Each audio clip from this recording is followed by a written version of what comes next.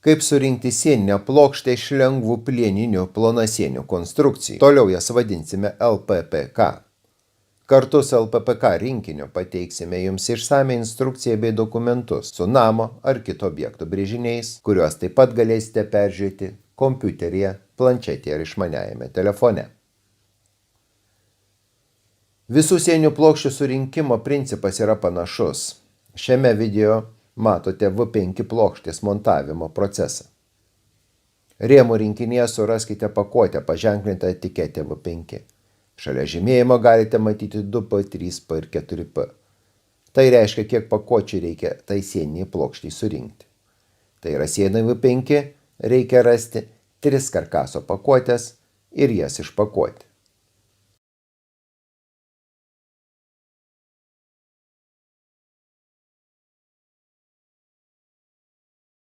Atsukite visas detalės žymėjimui viršų, kad jas būtų lengva surasti brėžinyje. Pradėkime montavimą. Pirmiausia, reikia surinkti kontūrą. Tai bus 1, 2, 3 ir 29 detalės. Pirmoji detalė bus apačioje, o kad nesupainiotume šonų, specialiai tam skydelį yra skylutė, kuri turi būti kairėje pusėje. Atkreipkite dėmesį, kad brėžiniuose paryškinta linija reiškia profilio lentyną, nesupainiokite.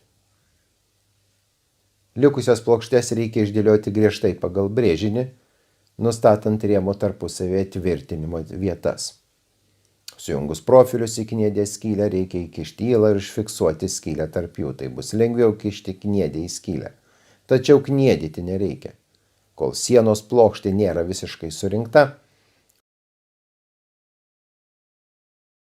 surinkus sieninės plokštės kontūrus reikia surinkti vidinę dalį. Ieškome 4, 5 ir 6 detalių. Įstatome jas pagal brėžinį ir pritvirtiname kniedėmis. Po to įstatome 7 detalę ir pritvirtiname kniedėmis tik šonuose, nes kitos skylės mums reikalingos kitoms detalėms tvirtinti. Įstatome 8, 9 ir 10 detalės, tik dabar galime tvirtinti kniedėmis su 7 detale. Tada pereiname prie 14 detalės, uždedame ją ant ankstesnių detalių ir vėl fiksuojame kniedėmis tik kraštuose. Jeigu detalės nesutampa tarpusavėje, pastumkite sieninės plokštės įstrižainę ir viskas sutaps. Tokiu pat būdu sumontuojame 11, 12, 13 detalės ir pritvirtiname jas kniedėmis toje vietoje, kur tvirtinamos 8, 9 ir 10 detalės.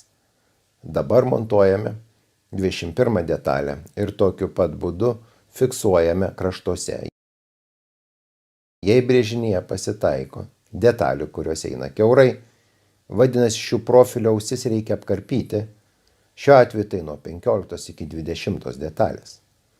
Profiliui nupjauti reikės metalo žirklio arba kaip parodyta šiame pavyzdyje pjūklo. Jokiu būdu nenaudokite diskinio šlifuoklio, nes jis gali sudeginti profilio cinko dangą, kuri apsaugo LPPK nuo korozijos.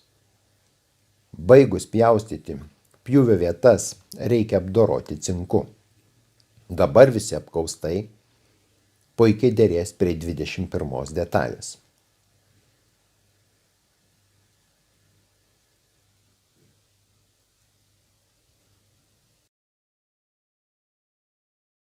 Norėdami sumontuoti 28 detalę, turite laikinai nuimti 29 detalę. Norėdami tai padaryti, ištraukime kniedes, nuimame detalę ir įdedame 28 detalę, koreguodami ranką arba plaktuku.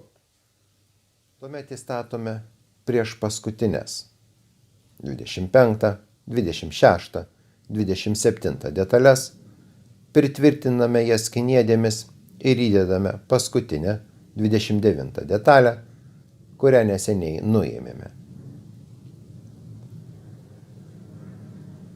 Dabar įdedame kniedės ir galime kniedyti.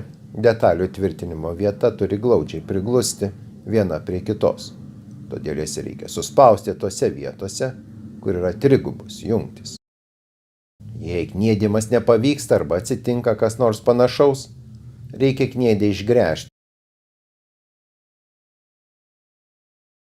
įdėti naują ir vėl kniedyti. Taip reikėtų sukniedyti visą sieninę plokštę. Šiame pavyzdėje naudojami rankiniai kniedijimo įrankiai.